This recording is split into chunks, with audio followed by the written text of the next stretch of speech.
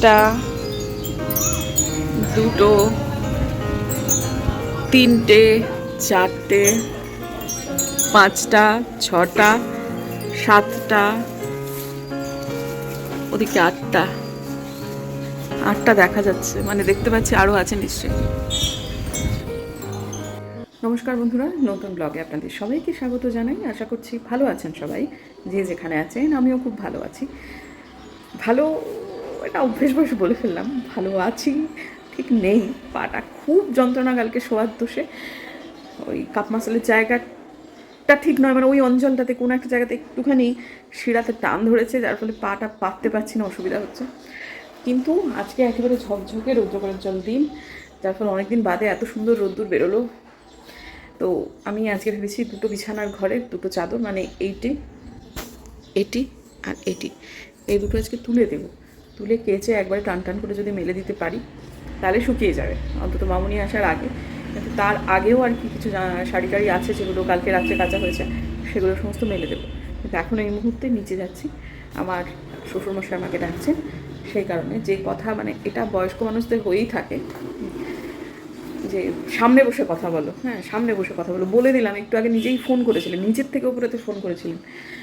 আজকে টুকুরকে আদিত্য নিয়ে যায়নি। এই পড়াটা আগে থেকে তো স্যারের পড়া তো সন্ধ্যাবেলায় থাকে, সকালে করে দিয়েছেন। তা সেটার জন্য আদিত্যকে আজকে বলা হয়নি। তো রিক্সা নিয়ে দিব্যি চলে গেল, ফেরতও দিব্যি চলে আসতে পারতো। সন্ধ্যেবেলা করে হলে অসুবিধা হয়, হ্যাঁ। তো দিনের বেলায় কোনো প্রবলেম নেই, কিন্তু বাবাকে বলতো না আদিত্যকে পাঠাতে হবে। তা টুকুর তো জেনে যায়নি যে আদিত্য আসবে ওকে নিতে। তাই আবার তুমি এখনই একটু ফোন করে বলে দাও। ফোন করে বলে দিলাম, বলে দিয়ে আমি এবার বলেও দিলাম যে হ্যাঁ বলে দিয়েছি, চলে যাবেন, আদিত্যকে নিয়ে আপনি চলে যাবেন। মানে আমার শ্বশুরমশাই যেতে চেয়েছেন আর কি। তা ঠিক আছে, কিন্তু তারপরেও আবার কেন জানি না বলছেন নিচে এসো।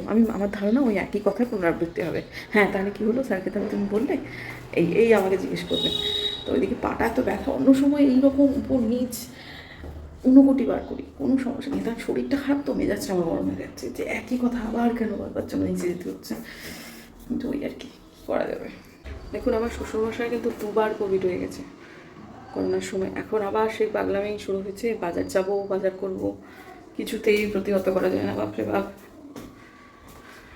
আগেরবার যখন কোভিড চলছে তখন এই এই জিনিসটাই, মানে যখন শুরুর দিকটা আর কি, তখন মাস্ক পরে যাচ্ছেন, ঢিলা মাস্ক এখানে ঝুলছে। তখন আমার শাশুড়ি মা জীবিত।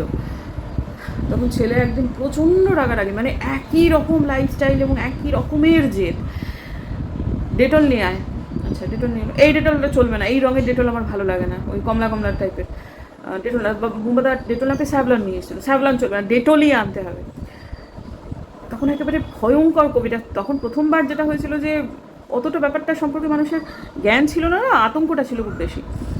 তো ছেলে আবার গেল, তারপরে এই দোকান ও দোকান ঘুরে আর কি খুব ডেটল নিয়ে এলো। নিয়ে এসে বলছেন যে বড় ডেটল আনতে বলেছিলাম, ছোটো ডেটল হবে না, যা এই ডেটল, মানে ছোটো মানে খুব ছোটো ছিল না, আবার নিয়ে। এই কাণ্ডটা উনি প্রায়ই করেন, এখন একটু কমেছে, হ্যাঁ মাঝখানে যেটা খুব ছিল। তো যাই হোক, তখন ছেলে বলেছিল যে বাবা একটা বিশ্বজনীন অতিমারি, এর সাথে কিন্তু তোমার ইগোর কোনো সম্পর্ক নেই। হ্যাঁ হলো তো হলো, এই বাড়িতে প্রথম কোভিড হলো আমার শ্বশুরমশাইয়েরই। এবং তারপরে সে কী যুদ্ধ আমাদের, একদিকে শাশুড়ি মা নেউটিয়াতে ভর্তি, একদিকে আমার শ্বশুরমশাই ওই মেডিকাতে ভর্তি। বাড়ির আমরা সবাই আমাদের বাড়ি সিল করে দিয়ে গেছে, না শাশুড়ি মাকে দেখতে যেতে। সে ভদ্রমহিলার তো কোভিড হয়নি, তিনি লাংসের সমস্যা নিয়ে ভর্তি হয়েছেন। এদিকে তিনি বুঝতে, তাকে জানতেও দেওয়া যাবে না যে এরকম আমাদের হয়েছে। সে সময়টা পুতুলদি খুব সাহায্য করেছিল, এবেলা ওবেলা পুতুলদি পিসিকে দেখতে যেত। সে সময়টা কত কথা, মানে শেষটা কাঁদতে শুরু করেছেন, নার্সিংহোম থেকে ফোন করে বলছেন যে ওনার চশমাটা দিয়ে যাবেন, আমরা কী করে বেরোবো, আমাদের বাড়ির সিট, উনি দেখতে পাচ্ছেন না চোখে, ওনার চশমাটা দিয়ে যাবেন। তারপরের দিন বলছে আপনারা কেউ আসছেন না, উনি কাঁদতে শুরু করেছেন যে ছেলে বৌমা আমাকে ভুলে গেছে। তো তারপর সে তখন, মানে যেদিন এটা হলো, মানে পরপর 3 দিন আমরা ওনাকে দেখতে যেতে পারিনি। তারপর থেকে পুতুলদি হয়েছে, এবং পুতুলদি তারপর পুরো দেখাশুনো, আমার শাশুড়ি মাকে ওখান থেকে ছাড়িয়ে নিয়ে বাড়ি পর্যন্ত ঢুকিয়ে দেওয়া, তখনও আমাদের কোয়ারেন্টাইন চলছে, সেই সময়টায় ওই পুতুলদিই করেছিলেন। তো আমরা তখন প্রচণ্ড ঝুঁকির মধ্যে আছি, হ্যাঁ, কিন্তু সে সময়টা বিউটি।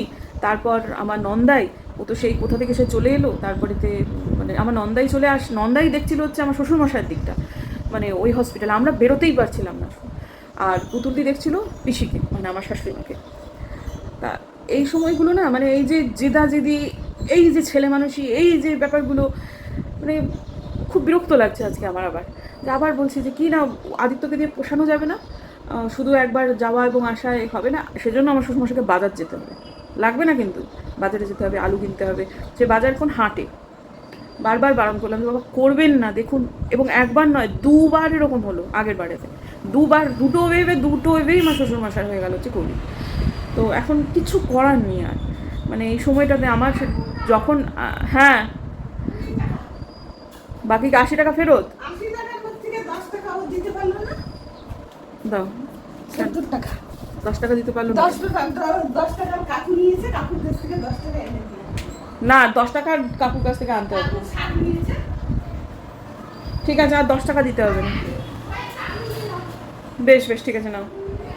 এই যে বাড়ির সামনে আসছে সবজিওয়ালারা, এদের কাছ থেকে নিয়ে নিলেই হবে, না বেরোতেই হবে। হ্যাঁ নিলেই হতো, এই আদিত্যকে দিয়ে আবার যাওয়া। যদি বাজারে যায় দাদা কিন্তু এসে সেই টাকা করবে, হ্যাঁ দুবার আগে হয়ে গেছে, আর ধরবে এক লেগেই যাবে বলে দিয়েছি। আগেরবার আমি না মানে আমার শ্বশুরমশাইয়ের ভাবসাব দেখে, তখনও কিন্তু কোভিড কনফার্ম হয়নি বা হয়ও নি, কোনো উপসর্গও নেই, কিন্তু ওনার ভাবসাব দেখে না আমি জোগাড় করতে শুরু করে দিয়েছিলাম মানে ব্যবস্থা। একে বলছি আচ্ছা কোথায়, তখন তো কোথায় টেস্ট করাবো, কোথায় কী হবে কিছু জানি না, ওকে যে আমার দাদাকে বলছি যে দাদা একটা কিছু ব্যবস্থা রেখো যদি ওনাকে কোথাও নিয়ে যেতে হয়, কারণ আমি মোটামুটি বুঝে গেছিলাম যে ওনার কোভিড হবেই। আর কি বলবো, আবার সেই পরিস্থিতি যেন না হয় সেটা দেখতে হবে। তবে ওনার প্রথমবারে আমার মনে হয়েছিল যে আমাদের সবারই যে হয়তো বা ওনার ঠিক হবে, ওর দ্বিতীয়বারে যখন একটু করোনাটা ডাউন তখন আবার ওই ছেলে মানুষই তো হয়েছিল, আবার করোনা হলো। এরপর যদি হয় বলুন তো কি মুশকিল হবে, যে কারো হতে পারে, যখন তখন হতে পারে, কিন্তু সাবধানে থাকতে হবে তো, ছেলে মানুষই তো করা যাবে না।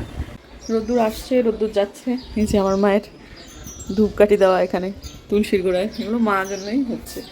তো যাই হোক, আর নিচেতে সেই রোদ্দুর দেখে আলপনা দি বড় বড় 2 বালতি কাপড় ভিজিয়েছি, সে লক্ষণ দেখে বুঝতে পারলাম যে ছাদে অত জায়গা হবে না, তাই জন্য কিছুটা এই যে নিচে মেরে দিয়েছি, যা রোদ্দুর আজকে হাওয়া তাতে শুকিয়ে যাওয়ার কথা।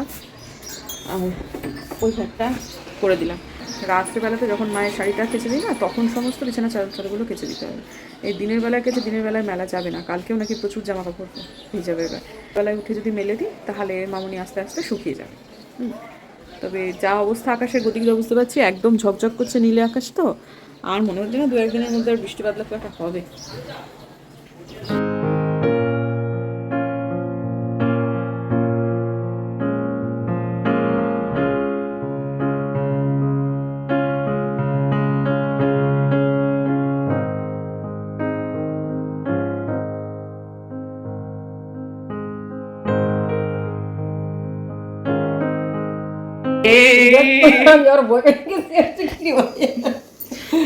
বলে দাও আজকে কি রান্না হয়েছে, বলে দাও।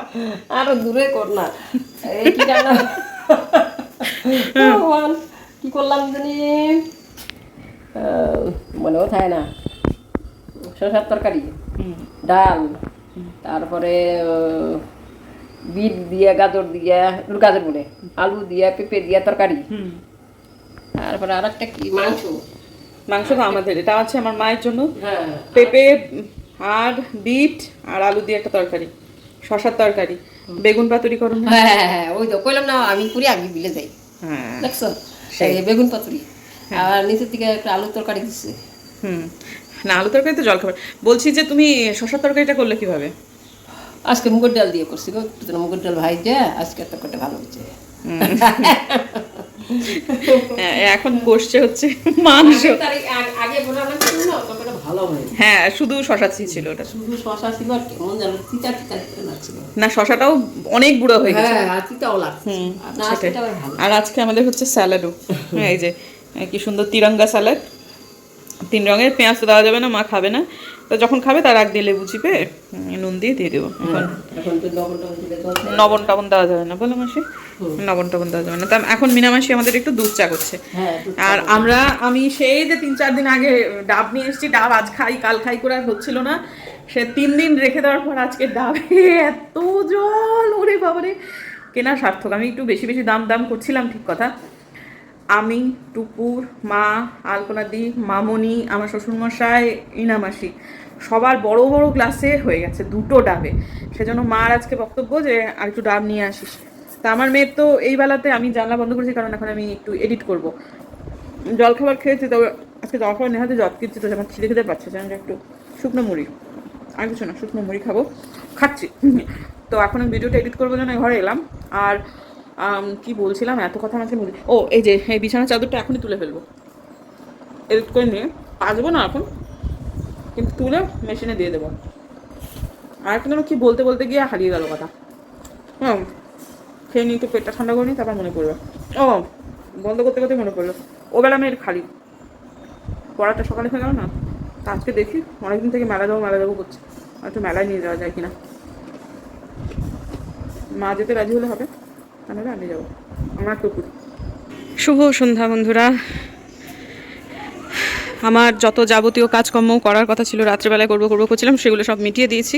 আমার এই সময়টাতে মেয়েকে নিয়ে বেরিয়ে যাওয়ার কথা ছিল, কিন্তু আমার মেয়ের এত তাড়াতাড়ি বেরোনোর খুব একটা ইচ্ছে নেই। যদি এখন 6:30 বাজে, এবং আমি এখনকার ভিডিওটা যে করছি, যখন শীত পড়বে, তখন যখন 4:30টার সময় সন্ধ্যে লেগে যাবে, তখন আমি এই ভিডিওগুলো দেখবো আর ভাববো বাবা তখন বেলা কত বড় ছিল।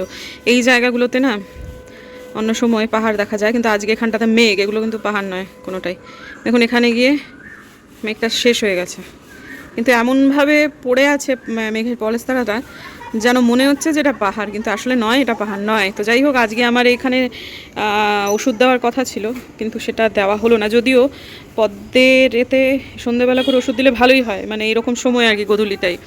তো দিয়ে দেবো নাকি ভাবছি, দেখি, আজকে নাও দিতে পারি, থাক।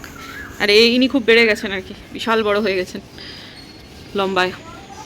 আর এই যে দ্বিতীয়টা, আর একটা যে খুঁজবো এখন এই মুহূর্তে এই ক্যামেরাতেই খুঁজতে হচ্ছে। সাদা চোখে কিন্তু এখন বেশ অন্ধকার ঠাওর হচ্ছে, এই ক্যামেরাতে অনেক বরং বেশি পরিষ্কার লাগছে। সব থেকে হতাশ করছে আমাকে এইটা ভাই, সত্যি কথা, এই এত পাতা ছেড়েছে, একটা কুড়ির দেখা নেই। হ্যাঁ, লজ্জা লাগা দরকার। এটাও বেশ সুন্দর হয়ে গেছে, কিন্তু পরের বার কী লাগাবো সেগুলো মোটামুটি ঠিক করে ফেলেছি। রেড ফিলিপ রাখবো, এটাও থাকবে, যেহেতু পাতাটা ছেড়েছে, যা আছে সেগুলো থাকবে। তার সাথে সাথে অ্যাড করবো হচ্ছে বুচা, তারপরে আমেরিকামেলিয়া, অখিলা, আর হচ্ছে আরেকটা যেন কি আইডিটা নাম এই মুহূর্তে মনে পড়ছে না, মানে আরও 4টে অ্যাড করব, যেগুলো খুব বেশি আর কি ব্লুম করবে। কালকে সাউডাঙ্গি রামকৃষ্ণ মিশনে যেটা বিশাল বড়, ওটা হচ্ছে অখিলা। ও মিরাকল, হ্যাঁ ওই ইয়েটার নাম হচ্ছে, আইডিটার নাম হচ্ছে মিরাকল। আপাতত এই থাক, আমার মনে হচ্ছে না আমি আর মোহং লাগাবো, কারণ মোহঙ্গা আমার খুব বাজে পারফর্ম করলো। রেড ফিলিপ অবশ্যই থাকবে, এগুলো থাকবে। হ্যাঁ, মোহং আর আমার খুব একটা ইচ্ছা নেই, সত্যি কথা। শুধু একটা গামলা দখল করে বসে থাকবে। আকাশ একটু খারাপ করেছে এই বেলাতে বটে, জামা কাপড়গুলো নিতেই এসছি ছাদে। কিন্তু আমার মেয়ে যদি একটু আমাকে কৃপা করে, কালকে আবার আমি বলছিলাম ওই একটা গয়না, যেটা আগের দিনে তো বলিনি আপনাদের, সেটা এখন মুখ ফসকে তার বলে যাচ্ছিলাম, সেটা একটা খুব বেশ সুন্দর হচ্ছে জানিস। বলে ওগুলো তো তুমি আমার জন্য কিনছো, আমার পছন্দ না হলে তুমি কিনবে কেন? আলো ঠিক আছে, কালকে তুমি তাহলে চলো আমার সাথে। হ্যাঁ, এখন তার আবার কোনো আগ্রহ নেই, মানে এদের সাথে পেরে ওঠা খুব মুশকিল। একে আমার ব্যাপারও খুব আছে, আবার তাদের টাইম মতো সব কিছু করতে হবে। পৃথিবী শুদ্ধ সবাই তাদের সময়ে চলবে, এই হচ্ছে এই জেনারেশন। নিজেকে যে কী হনু মনে করছে, এই নিজের হনু ব্যাপারটা না, বাবা মার ঘেরাটোর থেকে বেরোলেই সব খুশ হয়ে যাবে। এই সময়টা বেরিয়ে গেলে আমার খুব সুবিধা হতো। এই ঘরে তিনি ঘুমাচ্ছেন, আর এই ঘরে ঘুমাচ্ছেন আমার মা। সন্ধেবাতি তো অনেকক্ষণ হয়ে গেছে, তখন ছাদে গেছিলাম সন্ধেবাতি দিয়েই। এই যে এখানে ওখানে সন্ধেবাতি ওখানেও জ্বলছে। আর দাঁড়ান মেয়ের সামনে বলি, শুভা বলি টুকুর মা নিচে চলে গেছে, ওটা পেছনে লাগাও হয়ে যাবে। যাই হোক, ওদের ভালো জ্বলছে এত। যদিও আজকে উপরে আমি একটু রাগারাগি করে গেলাম বটে, মানে আসলে নিচে খুব রাগারাগি করেছি, ব্লগে সেটা কিছুটা আপনাদের সাথে ধরাও পড়েছে, কিন্তু নিচে আসার পর ওই বরং তাড়াতাড়ি রেডি হয়েছে, আমারই তারপরে একটু ঢিল হয়ে গেল আর কি ব্যাপারটা, যার ফলে যাই হোক ওর জন্য যে পুরোপুরি এখন এই মুহূর্তে দাঁড়িয়ে বলতে পারি যে সবটুকু দেরি হয়েছে তা না। ও মাস্ক নিতে হবে, যাই হোক ঠিক আছে, চলুন বেরোনো যাক। মাস্ক ব্যাগে আছে, করতে গেলে মাস্ক পরতেই হবে বাছা। বাবা, মার কথা শুনছিস না তো? ওই যে দুদিন আগে যেমন দেখুন, প্রজন্মের ব্যবধানে উল্টো দিকে ওর এক্সপ্রেশনটা দেখাতে পারলে খুব ভালো হতো। প্রজন্মের ব্যবধানে একটা কথা কিন্তু সত্যিই আলপনা দি, জানো তো, মার কথা শুনতে হয়। জুতো কিনে দেওয়ার ব্যাপার ছিল, নাও না জুতো লাগবে না, সর আমাকে, সর সর আমাকে দি করতে দে।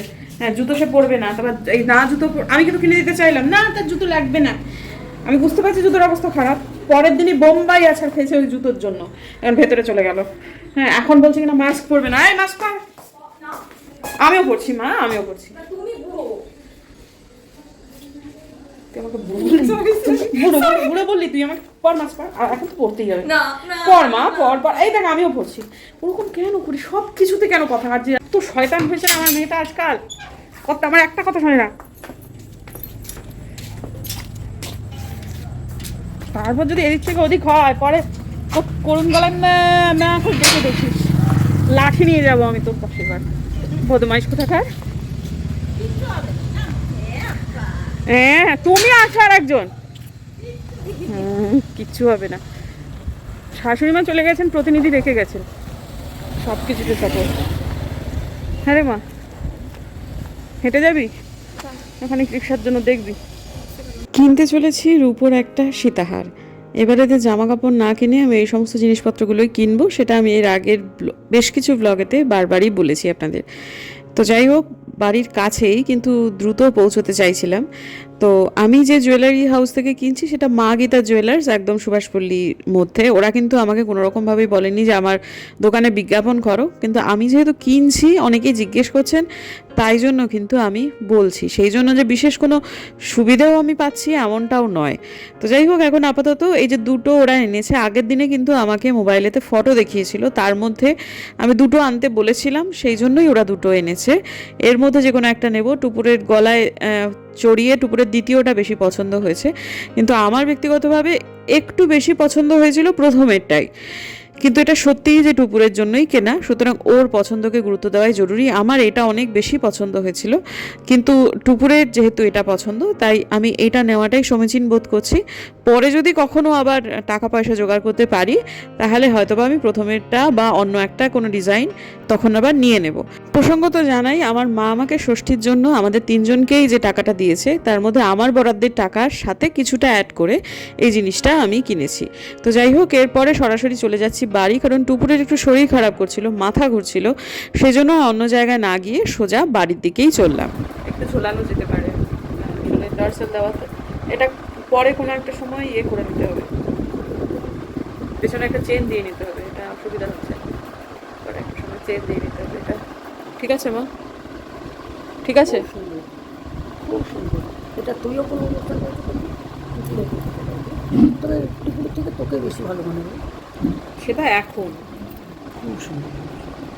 আর ওখানে লাইন দিয়ে ওই জুয়েলারির দোকানগুলো, জামা কাপড় কেনার থেকে এটা কেনা ভালো হয়েছে না? অনেক ভালো। ভালো কিনা বলো? জামা কাপড় সুন্দর। জামা কাপড় কেনার থেকে ভালো ডিসিশন কিনা বলো? শোন, এখন একটা ভালো জামা কাপড় কিনতে যাও 2,500-3,000 টাকা লাগবে। তার থেকে অনেক বড় অল্প না। ওই দেখো, এসো এসো এসো এসো এসো। কালকে ওদের একটু ষষ্ঠী থেকে একটু একটা করে টাকা দিয়েছিলাম। তাহলে টাকা জামা কাপড় না কিনে দুপুরে একটা এটা কিনে এনেছি, ঠিক আছে না? এখনই কিনে নিয়ে আসলে? হ্যাঁ, এই মাত্র কিনে নিয়ে ও, আসলাম। এগুলো কিনতে গিয়েছিলে? মেলায় যাওনি? মেলায় যাচ্ছিলামই তো, তারপরে তো সব ফেরত এলাম। ঠিক আছে, ভালো, খুব ভালো করেছো। ভালো লাগছে। এটা এখন সোনা তো পরা যাবে না। হ্যাঁ, পরে যাবে না, না দামও তো সেই একেবারে। কথাটা সেটা না, জামা কাপড় কেনার থেকে এটা ভালো কেনা না? অনেক জামা কাপড় তো ওই আলমারিতেই পরে থাকবে। পরে থাকবে না, হয়তো পরতে পারে, কিন্তু এটার সঙ্গে জামা কাপড়ের কোনো তুলনাই হয় না। না, জিনিসটা একটু ভালো করে আপনাদেরকে দেখাই।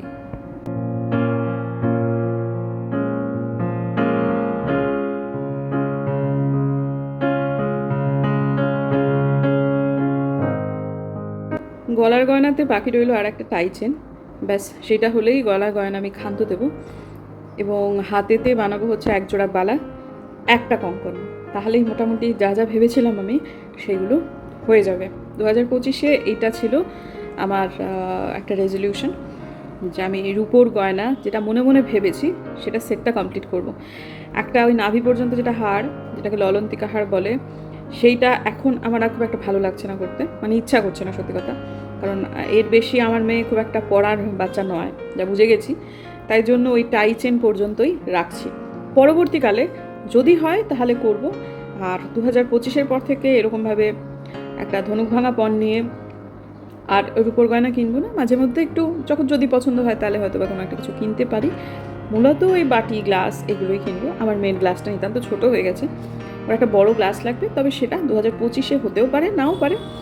তবে যেভাবে এগোচ্ছি তাতে করে মনে হচ্ছে 2025 হওয়ার আগেই আমার মোটামুটি যে জিনিসগুলো চাহিদা ছিল সেগুলোতে টিক পড়ে যাবে। এটার ওজন হচ্ছে 36 গ্রাম। দাম নিয়েছে সর্বসাকুল্যে 1004-এর এদিক ওদিক আর কি, মানে ওই রকমই। তো জিনিসটা খুবই পছন্দ হয়েছে আমার। আর একটা ছিল সেটা আরও বেশি পছন্দ হয়েছিল, কিন্তু মেয়ের যেহেতু এটা পছন্দ হয়েছে সেহেতু এটা আমারও পছন্দ হয়েছে। সেহেতু বলে নয়, মানে দুটোই সুন্দর ছিল। আমি তো ওদের কাছে ফোনে দেখে বলেছিলাম যে দুটোই আনবেন, দুটোই সুন্দর, ওটাও সুন্দর ছিল, এটাও সুন্দর। বাকেট লিস্টে একটা করে টিক পড়লে সত্যিই ভালো লাগে, আনন্দ হয়, এটা তো নতুন কথা নয়। আর মোটামুটি যবে ভেবেছিলাম যে কাজটা গুটিয়ে আনবো তার অনেক আগেই আনতে পারার যে একটা আনন্দ বা সে সম্ভাবনার যে একটা আনন্দ, সেটাও খুব ভালো লাগছে। তো সব মিলিয়ে কেমন লাগলো আজকের দিনের ব্লগ। যদি আমার ভিডিও ভালো লাগে তাহলে প্লিজ সাবস্ক্রাইব করবেন, পাশে নোটিফিকেশন বেলটাকে অন করবেন যাতে ভিডিও দিলেই নোটিফিকেশন চলে যায় আপনাদের কাছে। দেখা হচ্ছে আগামীকাল।